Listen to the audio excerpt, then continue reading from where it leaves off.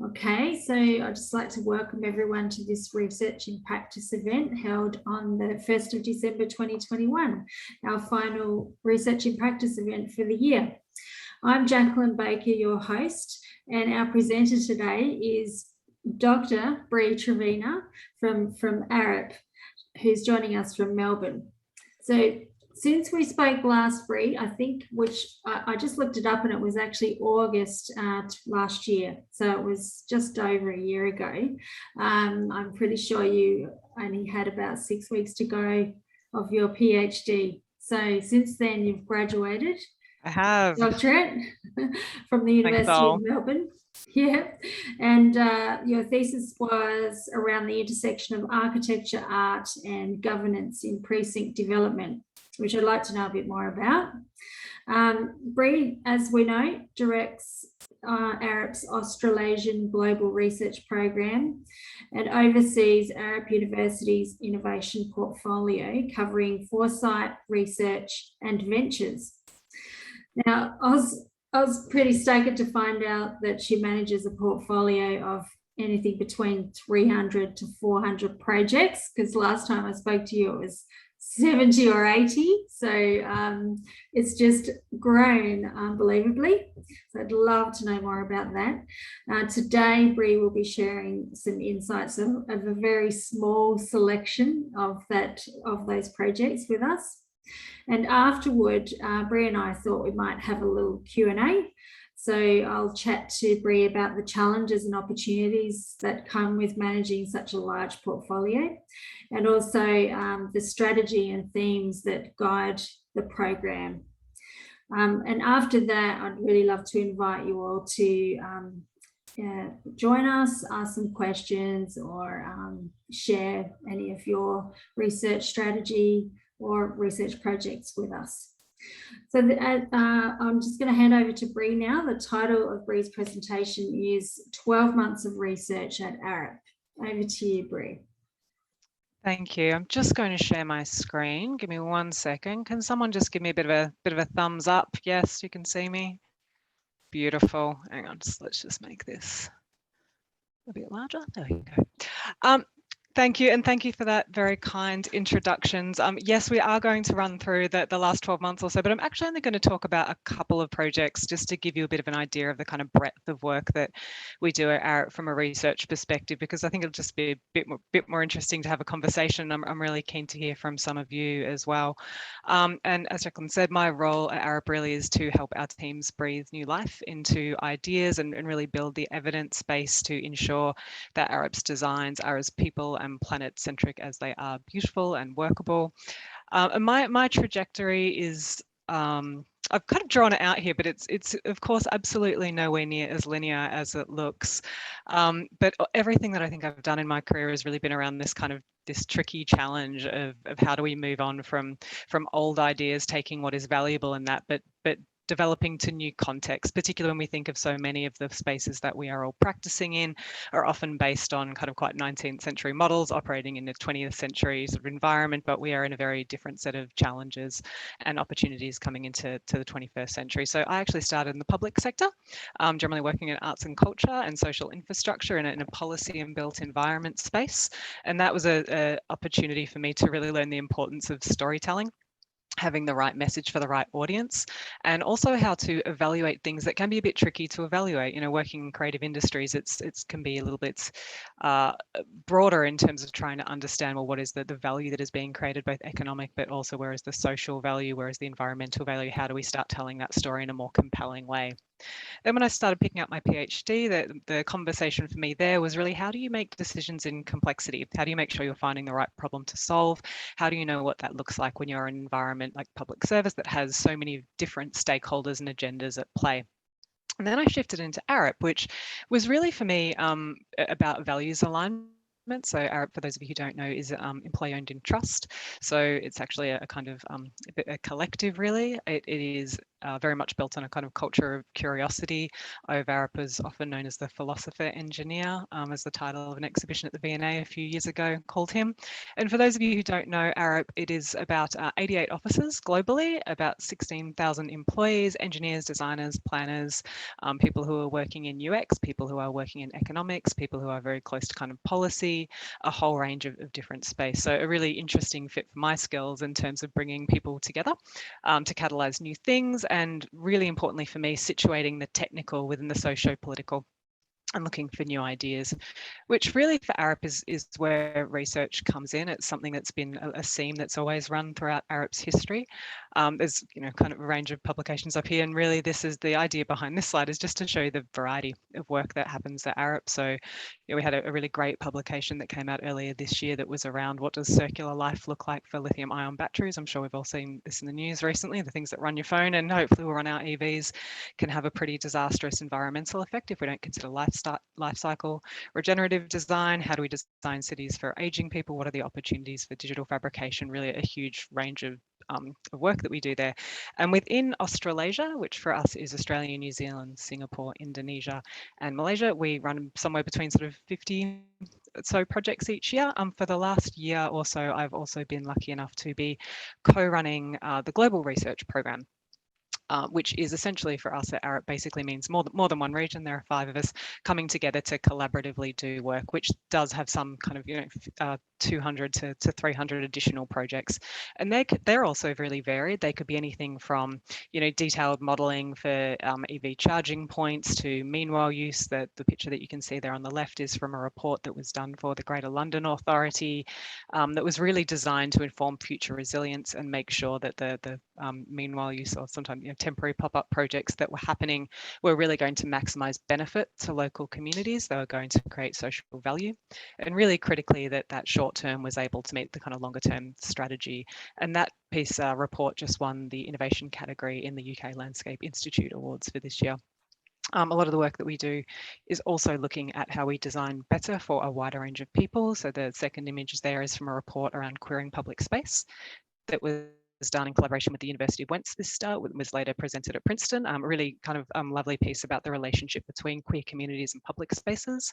And the image you can see there on the left is actually from NASA. We're lucky enough to be part of the Urban Air Mobility Noise Working Group.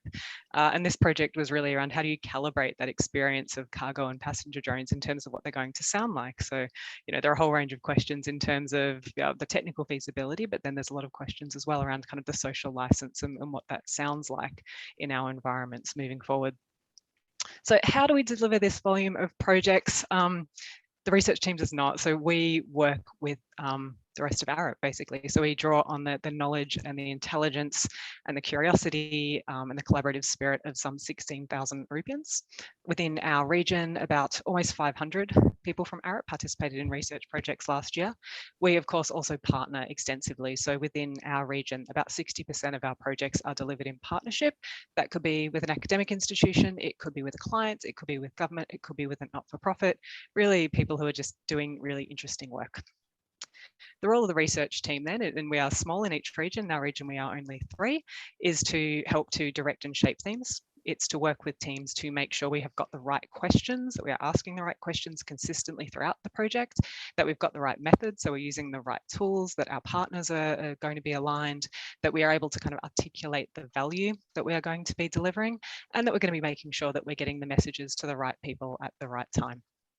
And our research projects come from 3 directions really, bottom up. So this is Jack was talking about a little bit earlier in terms of the Invest in ARUP program that we have, which is really about reinvesting some of our profits back in our own research work.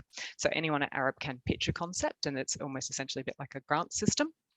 There is also a slightly more kind of top-down angle where the research team works with some of our leadership to ensure that we are horizon scanning appropriately. If ideas have not bubbled up, but we really think something needs to be focused on and tackled, that we can pull together a team. And finally, often these ideas come to us from external partners. So people will approach us with some of those really tricky problems for a conversation about how it might be developed up as a collaborative research program. It's also probably worth flagging that particularly with those bottom-up projects, which do make up probably well over a third to a half, Everyone at ARUP is also invited to comment on these, provide critical feedback, provide support, talk about where they think they'd be able to utilize them, suggest that someone maybe needs to connect with somebody else. So it's actually quite an open and transparent process. People can kind of vote on ideas that they think would be useful. And then we pull together adjudication panels along with the research team to help kind of make that determination about which projects we're going to take forward. So I just wanted to share 3 different projects with you today that just, I suppose, talk about the different scales that we look at and really do start to kind of take in each of those 3 components in terms of the kind of bottom up from the top down and that more collaborative approach. Some of you might have seen this one before, but it's still a really great project. And it's a lovely one in terms of from a small idea and a relatively modest investment, how something can start to grow to become really quite an extraordinary project. So this is about Mycelium, which is those roots of fungi that's being explored as a zero carbon material. You can grow it pretty easily. Starts with germinating a spore on algar and then inoculating into grain and then to a substrate. But you can do it in kind of most environments. You can feed it pretty much everything. It's got some pretty good physical chops. It's got low stiffness, but it really gains strength under pressure. It's really absorptive. It's kind of it's pretty much bulletproof when you seal it appropriately. And from an environmental perspective, it's compostable, there's no waste, it's pretty much low to no energy, doesn't need any heat or light.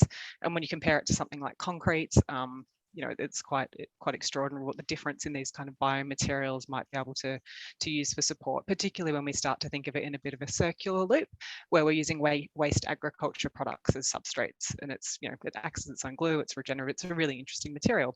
And it's already been used at scale. IKEA use it now as a substitute for packing pallets, but it's being explored quite a lot for building purposes for things like installation, acoustics, cladding. And this is a project that one of our junior staffers, sort of just a year or 2 out from graduate level, came and approached us with. They'd been having a conversation with a small architecture firm, Studio Edwards, who some of you might know, who had a theoretical concept for using mycelium wetlands as a substitute for the kind of rubbish catchers that you see in rivers. And those floating wetlands are a proven technology to help clean the water, but the traditional production uses plastics, and this essentially creates some other contamination issues because it invariably will degrade over time. So the research team worked with Studio Edward, paired them up with some Swinburne researchers who we've been doing quite a lot of mycelium work with. And they collaboratively came together to explore the relationship between this kind of geometric design, the buoyancy of the wetlands, material durability, how it could be used for outdoor use. If you essentially want it to disintegrate, what do you seal it with, etc. Was it likely to create any other adverse reactions into the environment? And then it was prototyped and manufactured at Swinburne's Proto Lab with some of the Swinney architecture graduates. So a really great opportunity both for those grads and Swinney, but also for people to kind of go and actually get their hands dirty and go and make stuff. And this is them actively getting their hands dirty and also presumably Instagramming themselves while they're doing it. That's Daniel Prescott there from Swinburne, who we work with quite a lot. And they created these 3 floating wetlands, which are affectionately known as mushi. This kind of interlocking triangular shaped modules. They're not too big. They brokered a relationship with the Royal Botanical Gardens in Melbourne, and it was launched in the Yarra for Design Week early this year. And RAB were really fantastic, actually, in terms of, RPG, in terms of monitoring and assessing. So they helped us in terms of understanding what the value and use was over the time. It actually worked really well, and now it's being looked at for something to scale. And really very much a credit to the Swinburne team, Studio Edwards team, as well as ARUP.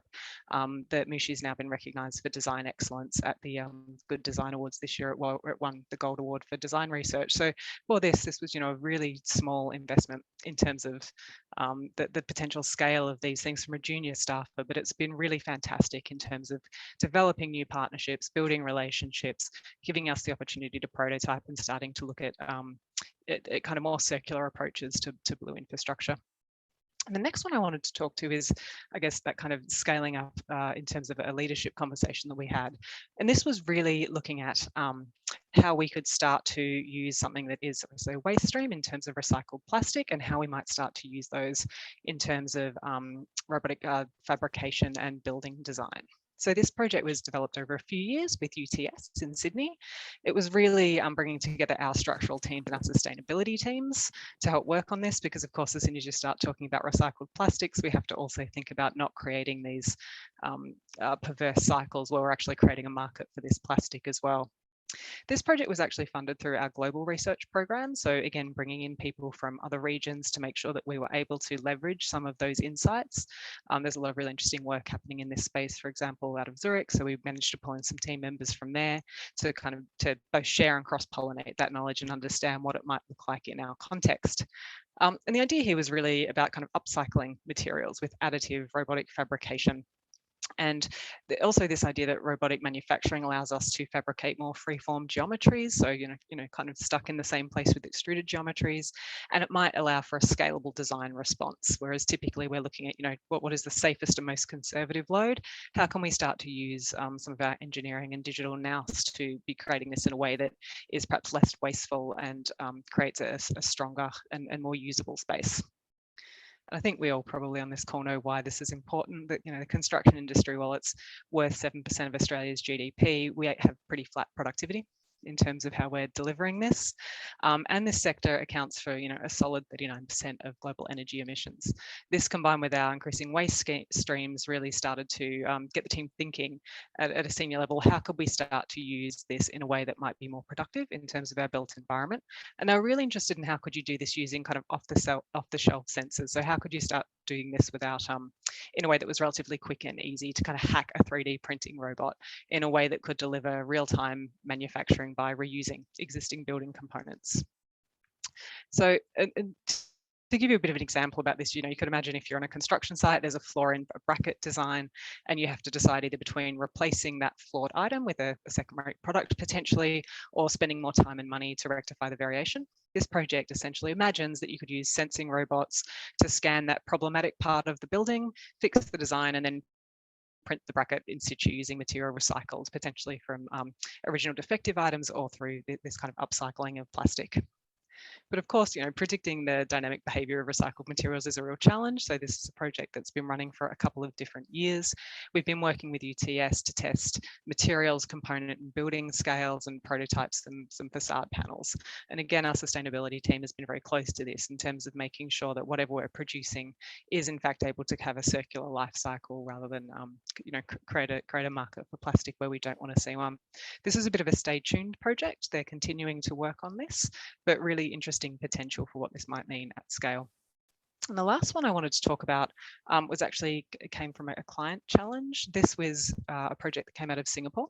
Singapore, obviously small, highly urbanized, imports about 90% of its daily nutrients. So Singapore already had an objective to get to 30 by 30, which meant 30% of nutrients would be grown or produced in Singapore. And COVID obviously threw our supply chains and their vulnerability into stark relief. It shows that really deep entanglement of resilience and food security. And in the Singaporean context, in some of our conversations, it was clear that there was a need to accelerate this. 30 by 30 needs to be rapidly upscaled in terms of what we've seen recently. So we really wanted to think with the client about how we could help this transition. And while this might seem to be a kind of very particular problem to Singapore, it's resonant because Singapore is dealing with problems we will all need to face pretty soon, and that's a need to shift our agricultural practices and really think about land use differently. Globally, 50% of the planet's habitable land is used for agriculture, which is kind of mind-blowing, with 2/3 of that going to meat and dairy livestock, and industry is using about 70%, the agriculture industry uses about 70% of fresh water. So it's this really kind of extraordinary problem, and one in Australia, given our kind of vast land, we haven't had to contemplate so much, but certainly one that's going to be increasingly important moving forward. So our urban planners brought together land planning experts with water, energy and waste boffins, and then worked with the Singapore's Centre for Livable Cities to create an urban food production master plan framework. So this looked at everything from community gardens and their role in raising awareness and helping to kind of change our hearts and minds in terms of how we think about food, what it is that we eat, what that variety of our diet looks like, all the way up to kind of how do you potentially create this kind of vertical garden that could feed a city at scale. Vertical gardens use far less energy and they're far less water intensive. The team also mapped the ecosystem pretty much the entire way across the island of Singapore, which was quite extraordinary, moving from tech to finance to policy, really kind of fascinating conversations around what some of the barriers and opportunities were, and to understand what some of the potential hold-offs were in terms of our ability to scale this. And what they ended up creating, so you can see Chintan Rushi, who is our master planning lead up there presenting. I just totally stole these slides from one of his presentations. What they ended up creating was this kind of really beautiful framework that can be matched to any city. Of course, it's going to vary depending on your individual context, but looks to match resource requirements around space, water, electricity, transport with city goals. So in this case, city resilience, circular economy, zero carbon, and understand what that actually means in terms of pushing these levers. So design interventions, policy advice, planning guidelines. How do you start to package these together in a way that you can start to rapidly scale this up? And the team's now working with the Singapore Food Agency on this acceleration program. So for us, it's also just helped to have different conversations with our clients, get a real understanding around some of the things that we might be able to do in terms of helping them to develop up new approaches, and really helped us in terms of ensuring that we've got a really comprehensive understanding and a read around what some of these challenges are moving forward. I guess that's the final thing I wanted to flag, and that's for those of you who don't know, that's ARUP. He's quite photogenic, turns up quite a lot, doing lots of fascinating things. I guess one of the key challenges for a research program is always identifying the value, and don't think we need to tell anyone on this call that there is an inherent value in doing this kind of research in terms of seeking out this new knowledge. But for us, it's also around how do we actually make determinations around what investments we should be looking at next? How do we need to adjust the program? How can we help to support our people in delivering in a way that is going to, help to improve them, help to improve our social environment, help to improve our ecological environment. So we generally look for outcomes and impacts across the portfolio. Last year, our investments within Australasia, which again were about sort of 50 or 60 projects, saw about a $4 million ROI in terms of new services deployed and new products created. But importantly for us, it was also around quantifying the partners that we were able to work with, that values alignment that we had with them, that we were able to expand our own skills and knowledge in terms of what our media reach was, and making sure that those are positioned in the right places.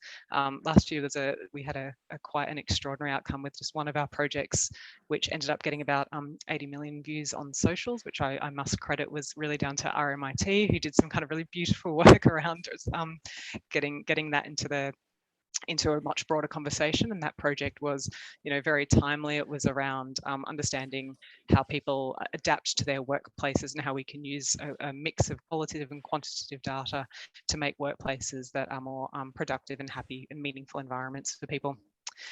We also look at this in the context of, this is research. We want to be part of those academic conversations. We want this to be something that is at a caliber and at a value level that it's genuinely contributing in a research sense. So last year we had, I think, 57 journal articles and other articles that we fed into through these research projects. And critically for us, about 90% of the projects directly contributed to an indicator for the SDGs. So very unsurprisingly, a lot of our thematic focus is really on how do we start to move the dial and how do we start to move that rapidly. So we don't necessarily not take projects that aren't kind of looking to directly hit those, but we certainly do prioritize them. So that's a bit of a whistle stop tour through, just gone back to the Mycelium because it's a bit of a beautiful image. But Jacqueline, maybe we'll just stop there and just get people's reactions. It'd be great to hear any questions, or if you've got any questions. Sure. Does anyone have any questions before I have a couple that I've prepared? So one. There we go. Hi Bree, how are you? Good, how are you? Yeah, great. It's great to get a little summary of what's been going on. 3 projects out of so many, I could listen for hours at what's going on, but I'm interested to just ask about the academic connection and whether there are people at Hassel who actually hold positions in academia as well as at the company, and how you use those connections if they exist. Yeah, it's a really good question. So ARUP has a lot of engagement with academia outside of our research program. So we work with people on projects, but there's also a huge number of people, as I'm sure at Hassel, who are adjunct professors, who do occasional crits, who do a whole range of different things. So yes, we always do look to harness and leverage those relationships. And saying that, a number of those relationships, I think, kind of they're relationships that operate quite fluidly. So we certainly do to look to make sure that we have an understanding generally about who is doing what and make sure that we can make those connections. But it's also probably reasonable to say that there's quite a lot of research that goes and those connections that go on outside of our research program as well. Yep. So we certainly use those in terms of, I think those connections are beautiful in terms of professional development. They're great in terms of showcasing organizations to kind of the brightest and best who are coming up. But we do often develop up research relationships out of those. And it's probably also fair to say that I think they give us a nice entry into academic space because it's an established relationship. We've generally worked with each other before, and it gives us a bit of some different opportunities to test that relationship before moving into a larger project. No, that's great, and it's great to hear that you're getting a lot of peer-reviewed articles as well out of it. That's it's really valuable to get that crossover.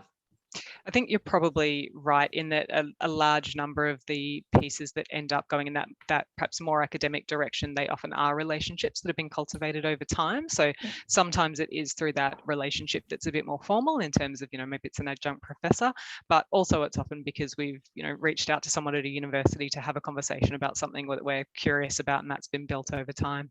Yep. Great. Thank you.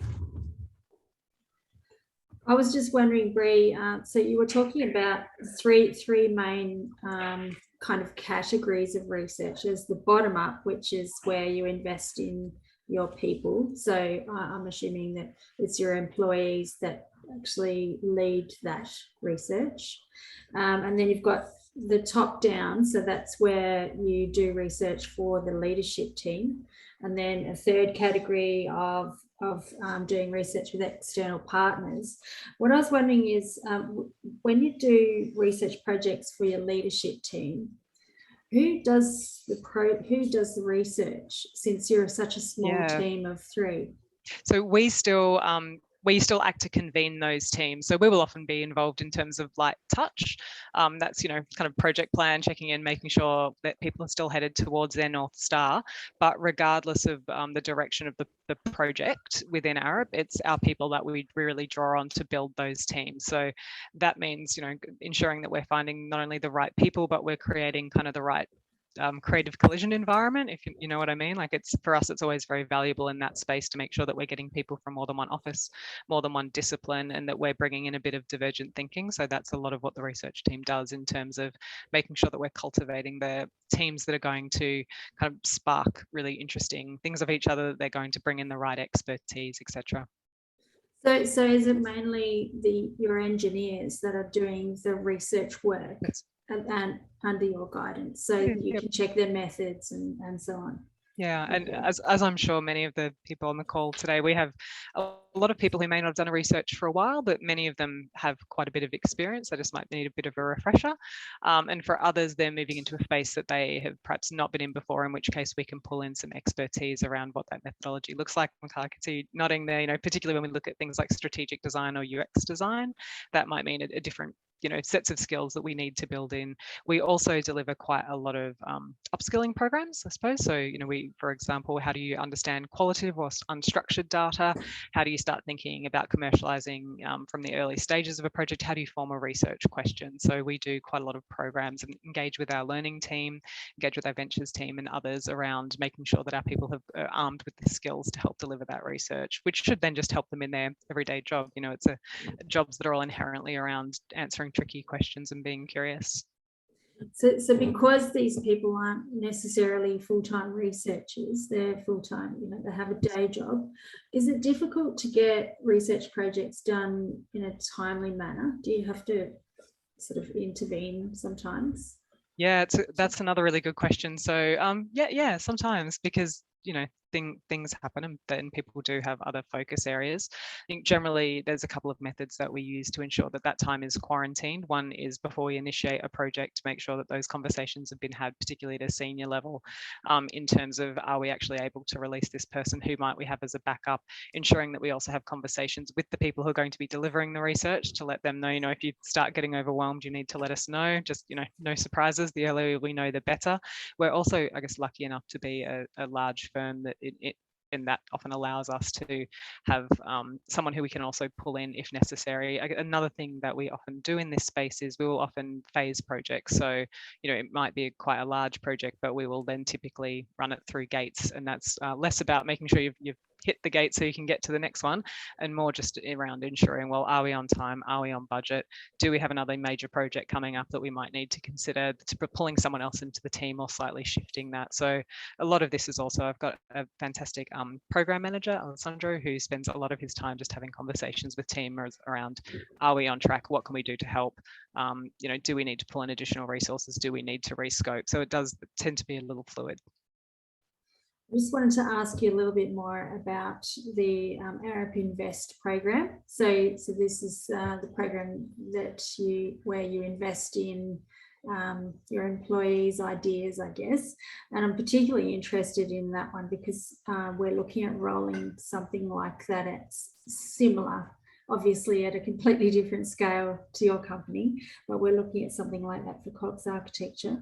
I was just wondering how that works. Do you give the employees a certain amount of time, like an in-kind time, that they can use on their research team, and how much time do you give them, and also how long do they have to complete the project? In terms of how much time do we give them, do you mean in terms of to develop up the ideas? To do the entire project.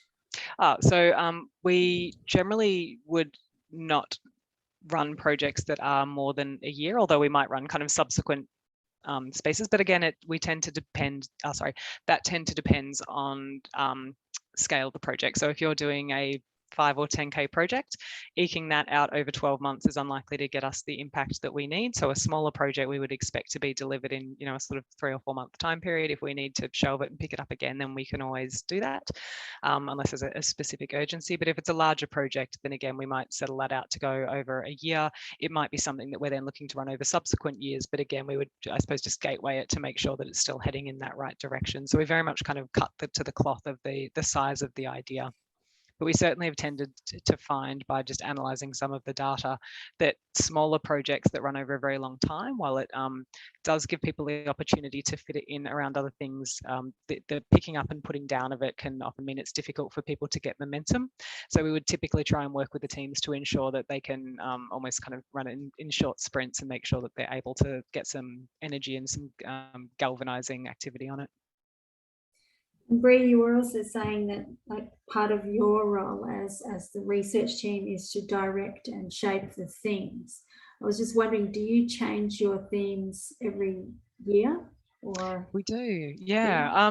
Oh, it's interesting. This year's and last year's are perhaps not too different, but I think this year and last year have probably been quite unusual years. So last year we certainly focused more on immediate COVID recovery, which has been less of a focus this year as we've moved into I suppose a more normalized space.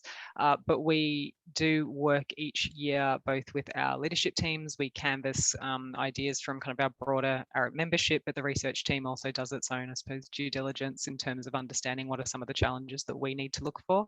They're always aligned with our broader ARUP strategy. We also have a number of other internal policy documents that give us a really good, again, kind of North Star. We work very closely with our Foresight team. So for those of you who don't know, the Foresight team also sits within ARUP University.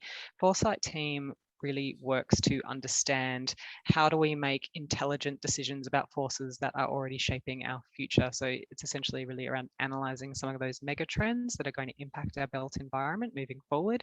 And that could be, you know, anything from, you know, pushing our planetary boundaries to needing to design for aging communities.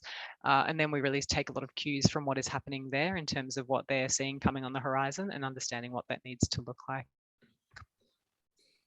And I've got another two, but I was just wondering, probably the one I'm more curious about is, how do you measure whether a research project is successful? Oh, that's a good question. So largely because ARUP is such a diverse business. We have about 55 different disciplines within ARUP, and we are looking at such a broad range of projects, as you saw, particularly from some of those first slides that I showed. We are looking at kind of everything from equitable rollout of EV infrastructure and what's the technical component of that, to how do we start looking at different kinds of supply chains, to how are we going to help support the introduction of urban air mobility. We essentially have a scale that does not necessarily try and compare apples with apples. We acknowledge that projects are looking to do different things. So again, smaller scale projects that might be a bit more of a scoping piece, less of an investment. So what we're anticipating to get out of those, although it often is fantastic, we're not necessarily expecting that to be a significant game changer. So it's scaled to the value in terms of the monetary value that we put in. We also look to gain value for, I suppose, a spectrum from intangible to tangible, and the tangible might be, what is our direct return on investment for this over a couple of years, to what are the relationships that we've built, where have those relationships taken us, how has it helped to get us in the right conversations in market we want to get into, and how has that helped us to move the dial again on those SDGs, particularly those that ARUP as a built environment company thinks that it can have the most impact on.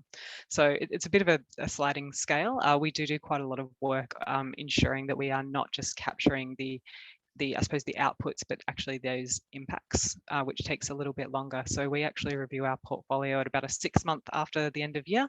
Then we review it again, tends to be at 12 months. Then we review it again at 18 months, because research doesn't tend to come to fruition. The day we stop funding it, we really start to see the value of it once it's been rolled out over a project.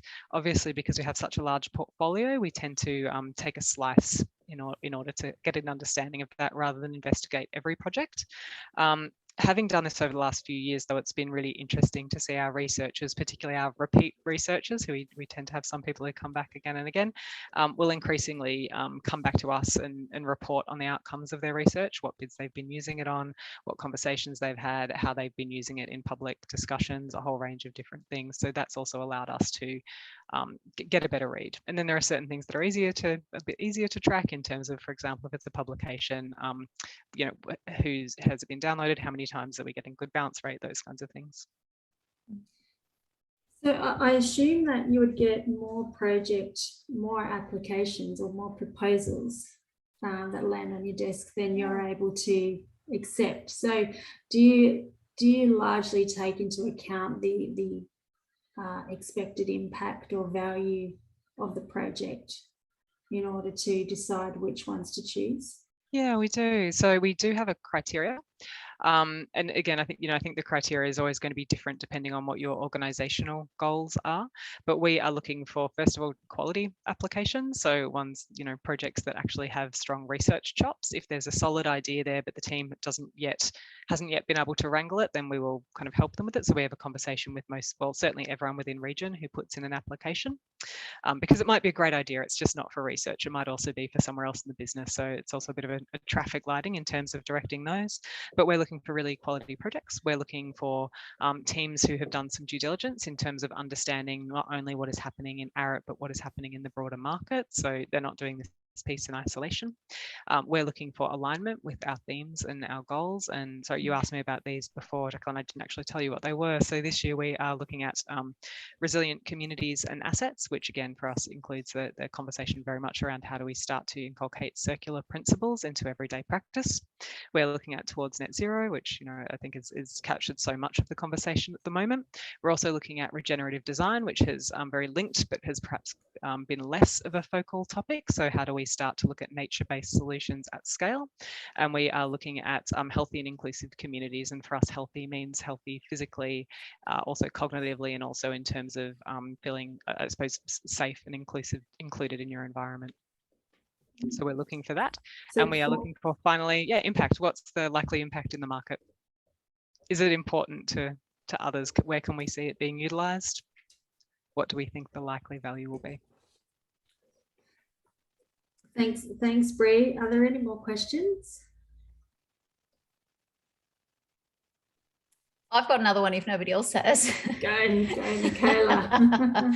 I'm curious, you started the presentation at storytelling, which I think is a great place to start, but it's also the most important place to end a research project. So I'd just be keen to hear about the communication end of the research path that ARUP takes. It's a really good question. So we do a few things. One, when the idea is developed, we work quite closely with, again, our kind of people who are facing the market and marketing communications team to understand, well, what are we going to be presenting out?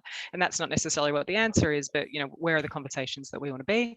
What is that collateral going to look like? And what is the right way to get that message out? Again, I think in terms of the breadth of projects that we do, sometimes that, you know, it could be it's a very serious academic presentation at conferences. For others, it could be much more around how do we create something that is kind of more bite-sized and more easily able to be picked up.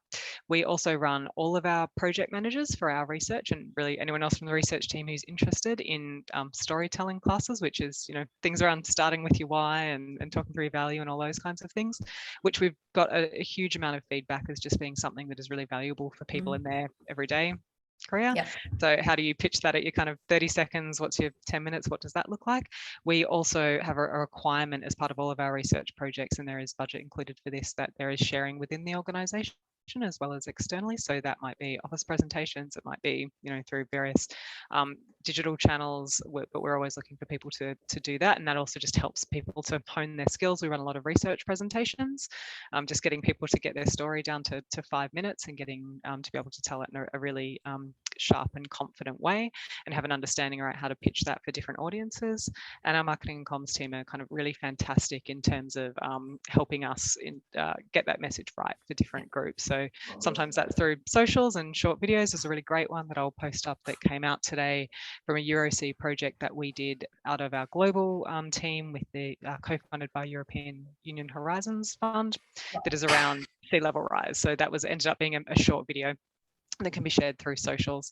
We're also pretty active in things like, you know, Design Week and a whole range of other opportunities to kind of get the messaging out there. But I think, again, with such a vast range of projects, some of them will be, you know, really more about kind of internal sharing, maybe not quite ready to go out there yet, and others we will look to build in sort of from an early stage how we're going to share. Great, thank you. Thanks, Michaela. Any other questions?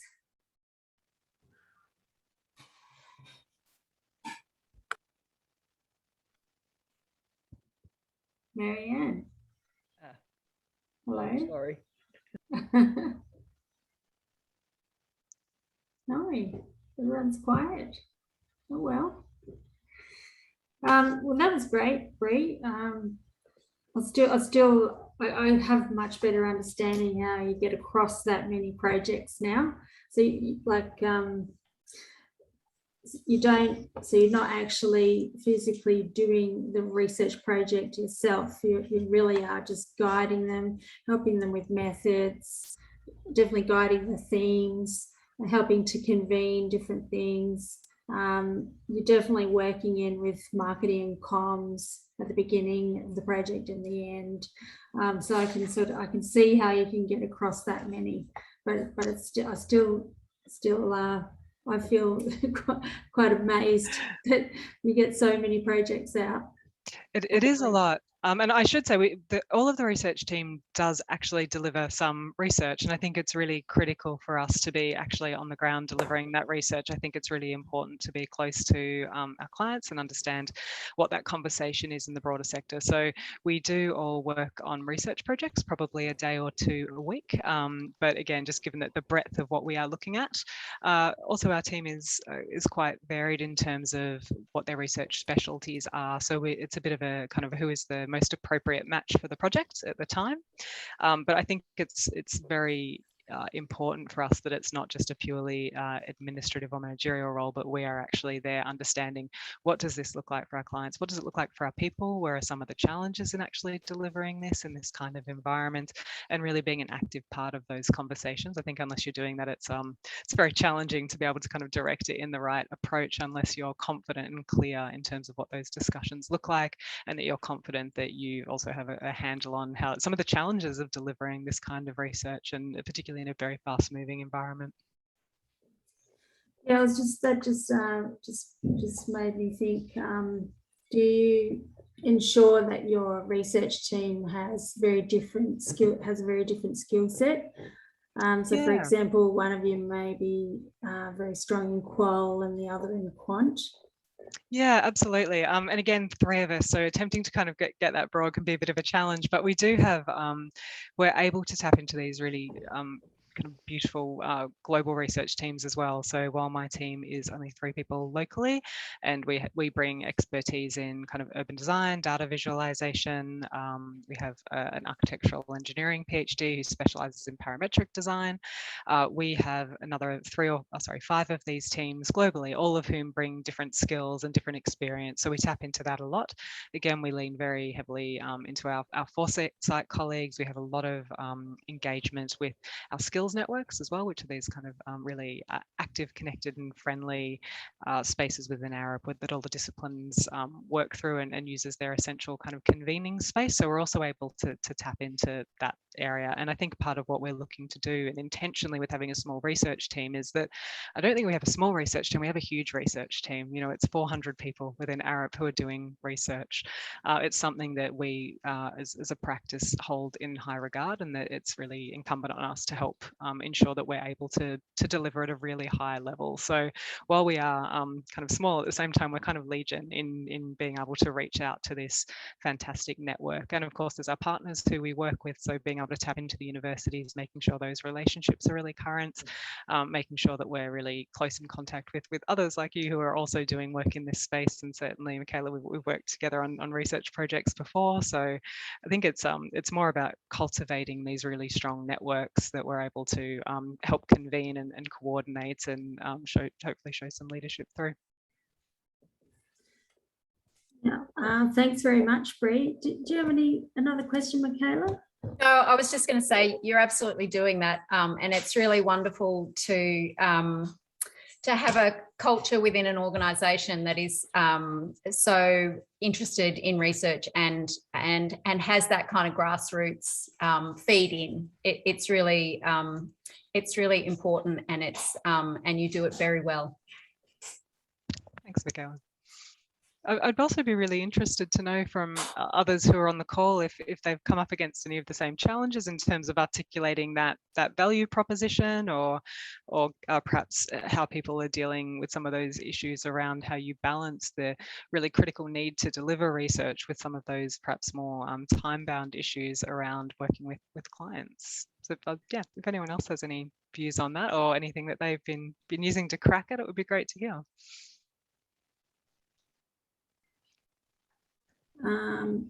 I think one of the challenges that I've noticed when we work with universities is that we can do research much quicker commercially than they can in a university, and when you partner with universities, the research projects seem to take quite a bit longer.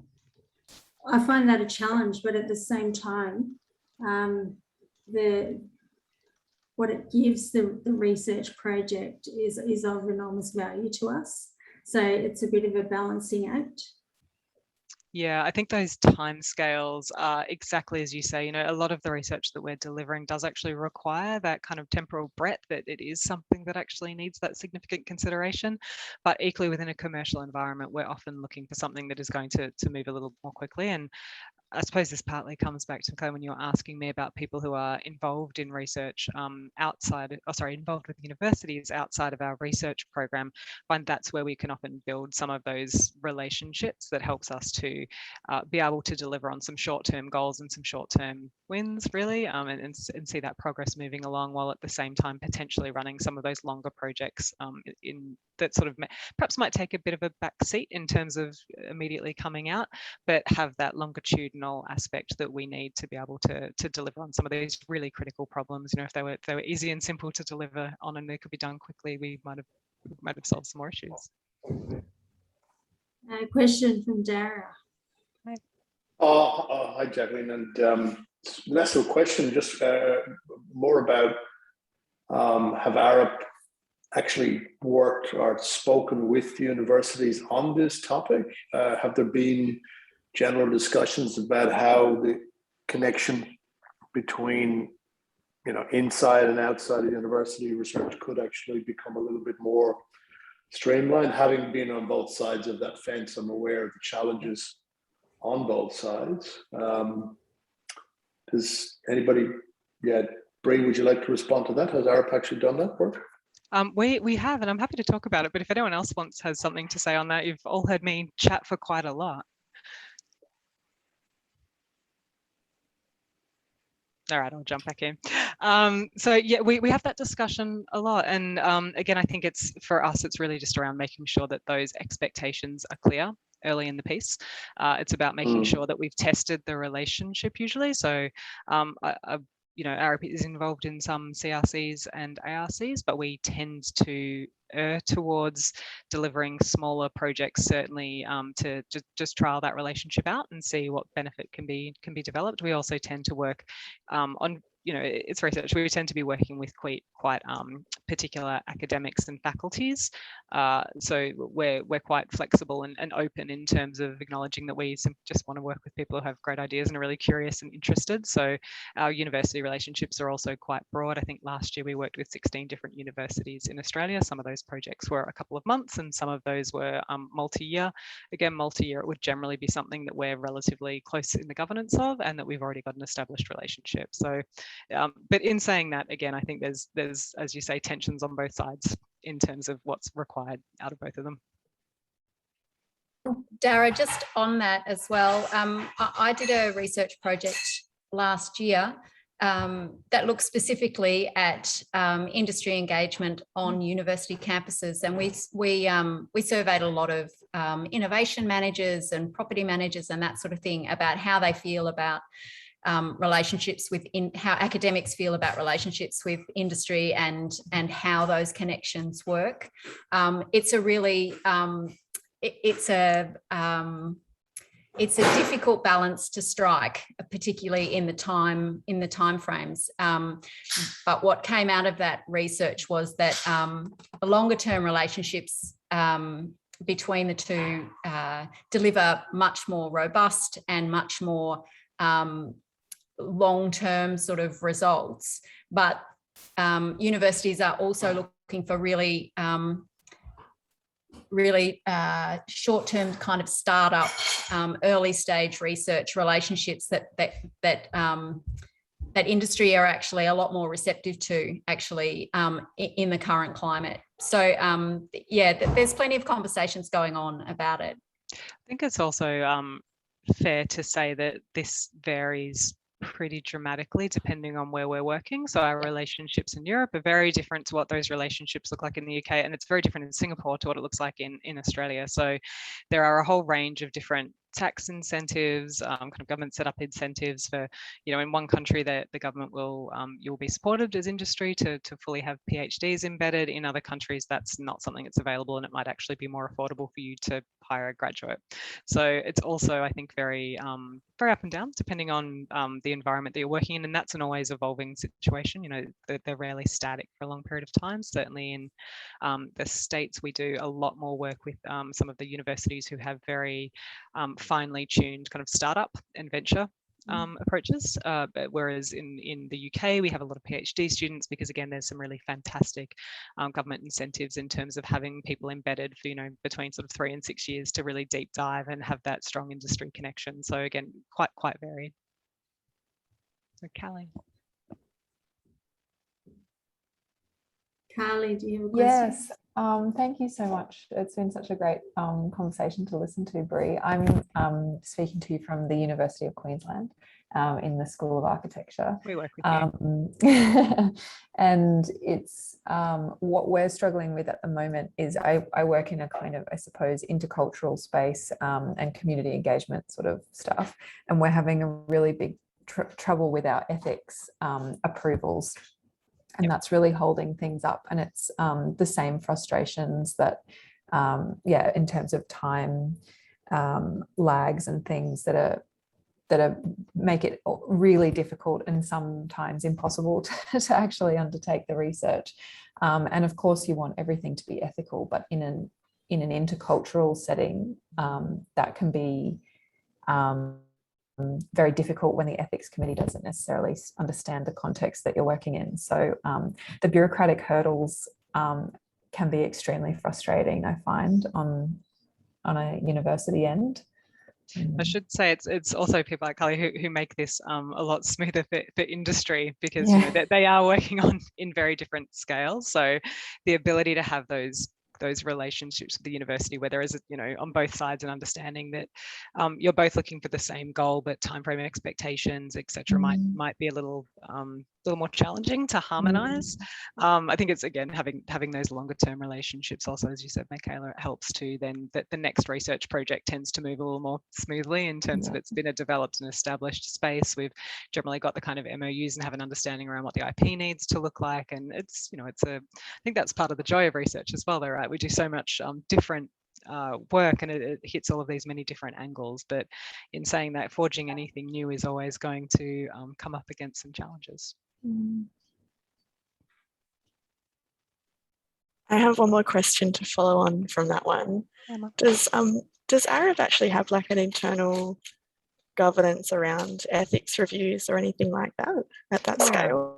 We do. So we have it in just the context of projects, but in the context of our research, we actually generally tend to follow very aligned to the university guidance in terms of ethics, particularly when we're doing work with human subjects. So my background is social science, which has, I suppose, enabled us to, and we of course do a lot of work in terms of, well, what do people experience, what do they feel? So we also run sessions with our researchers to make sure that if they are going to be going out and speaking to people in the field, or they're going to be observing, that there's some really clear guidelines and regulations around what happens with the data. Are people informed about what's happening with the data? How do we store it securely? Are people informed around what is going to happen? So we do quite a bit of work in that space. Yeah, cool. I was wondering, a totally different topic, if I can jump in with another question. Bree, what would be a dream project for you to work on at ARUP? Dream projects. Actually, I will pick up a project that we already have done, and I think Jack, when we spoke about this last year, maybe when we did a similar kind of presentation, but I'm really fascinated by the relationship of people, place, and technology in the built environment, and how we start to design in a much more equitable way, and how you manage to do that at scale when you have so many different kind of stakeholders involved. So a few years ago, we were working with, in fact, we're still working with them, with XYX Lab out of Monash University, so gender and space. They had this really fantastic, robust data set around women and girls' experience in public place, including in Melbourne. But there are some challenges then in understanding, well, what does that mean in terms of taking this really kind of qualitative, unstructured data? How do you transform that into a technical brief? So that for me was kind of a dream project in terms of it was something that was looking at really making a meaningful intervention. So essentially the results that our lighting team worked with XYX Lab to discover were that the parameters by which we currently light are in fact not achieving the aims, the standards by which we're required to light environments are not making people feel welcome. Sorry, well, not making all people feel welcome. They're not making people feel included. They're not making people feel safe. So that's kind of both enabled us to bring together big qualitative and quantitative data, understand what it means from a technical perspective, and then start to roll things out that have a kind of quite quickly. So within 6 months, we had pilot projects up and running, including evaluation and engagement from both public and private sector, to start discussing, well, what does this mean? And sparked up a whole lot of other conversations for us internally and externally around what an equitable built environment looks like, and how we start to think about that. And, you know, as we increasingly see social polarization and economic polarization, I think these conversations are only going to become more important. So I'm sorry, that's kind of a past dream, but I'm sure I'll have many in the future. Are there any more questions? Jump into it quickly. Sorry, Jacqueline, my hand has been stuck in the upright position. I can get the cancel it. I'm just wondering, one of the things I used to struggle with was the idea that quite often you get really promising projects, you know, that are a great sort of startup project, and I think this might be a problem with ARC funding as opposed to NHMRC, which and then they might get 3 years worth of funding and then that's it. They don't get more funding, and it really needs a longitudinal research approach. And I'm just wondering if you've had any, as you'd be across a lot of universities, has there been any successful conversations with government, with funding agencies around the possibility of a longitudinal research fund for the built environment? I can't answer the question outside of, what we see for CRCs, for example, which can often be for 10 years. I'm not familiar enough with the conversations, although someone else we've got a couple of university people who might be more familiar, but it's certainly a conversation that we've been having at ARUP at a global level around ensuring that if we have a promising idea, that we're able to kind of continue with that funding discussion. So for us, a significant part of that has really been around building up this way of evaluating and understanding the impact of our projects. Including looking at what they look like. We have evidence that demonstrates that typically when we fund projects for multiple years, they get further. Equally, I think within a commercial context, there is a moment at which those projects need to be able to be absorbed into the rest of the business. They need to be able to be taken on more broadly. So it's certainly a conversation that we have within the ARUP space, but there might be someone else on here who can answer that in terms of the academic conversation. Yeah, look, I think it is interesting you're talking about something in between seed funded projects and CRC. CRCs are massive projects. I'm thinking about somewhere in between, which doesn't seem to get funded, but maybe somebody else, as you say, has an experience of that we could definitely do. And we do see it happen, particularly in Europe. There's almost that mid-range of funding is quite prevalent. But I think it's often a combination of the academic sector, the public, and the private all together. How has that conversation evolved over the years, and what is the prevailing view on what research requires? Maybe we'll see some more discussions with our focus around research for climate change. Maybe. Well, anybody else got an alternative? Yeah, sorry, go on, Jacqueline. No, go on. No, I'm just wondering if anybody else in the group has any news or anything at all about the possibility of longer term research funding. Just out of curiosity. No. Okay.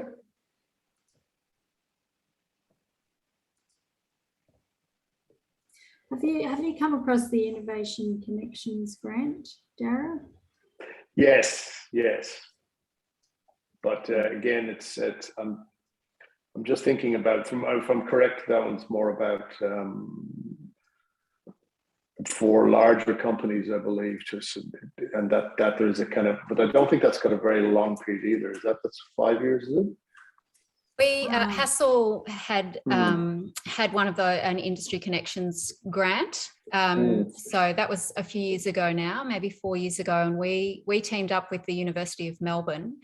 So it was a co-funded, the federal government put some money in, Hassel matched it, and that money went to the university to do the research, and then we worked together to do that work. So it was initially a 1-year project. We were so taken with what we got out of it that we applied for a second year. So we got 2 years of funding out of that project. And I would say it's one of our most successful research projects. We are still reaping the benefits through connections to the University of Melbourne, but also client interest in the work that we did. It was we won an award for that research. It was a really positive experience for us. So I can highly recommend that. I'm not sure if they're still available, but if they are, I would highly recommend probably medium to large firm size. It's a good program. Yeah, that's just, it brings to mind that there was, for example, Ahuri did some fantastic research on the baby boomer generation about 10 years ago. And it was sort of looking forward, when they were still reasonably young, looking forward to what that might mean for 2020 onwards. And then they didn't get funding for the next stage of the research. And, it was begging for a follow-up research project. And I don't know, it just always strikes me as missed opportunity. You funded so much, you've developed some seed knowledge and then hasn't followed up from it. So maybe there's a role there for companies like Hassel and ARUP to continue to encourage that kind of research, which quite often can't be done elsewhere, if you know what I mean, to keep it alive so that it can potentially attract further funding.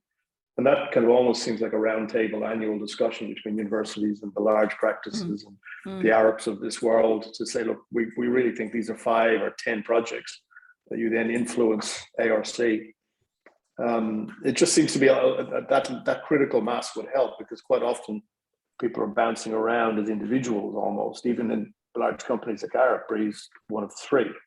And even though your reach is quite significant, I just can't help feeling that we could learn a little bit from the science community, you know, and that they have organizations that come together they have critical mass research teams that all work on one project or in one area, where quite often in ARC or design, we tend to have individual experts, which are very useful, but quite often don't get that critical mass in the university sector where they might have 5 or 10 people working on a specific area. I don't know, it just seems to be that's what's missing. And this group is fantastic for the first time kind of starting to look like that, you know? Yep. Okay, I'll shut up now. Just on the Innovation Connections grant, Michaela, yeah, it is still available. It's changed a little bit because we have applied successfully for that grant. We're still working out our topic, so I might connect with you in the new year just to talk about how it went for you, because I feel like I'm going into it a little bit blind.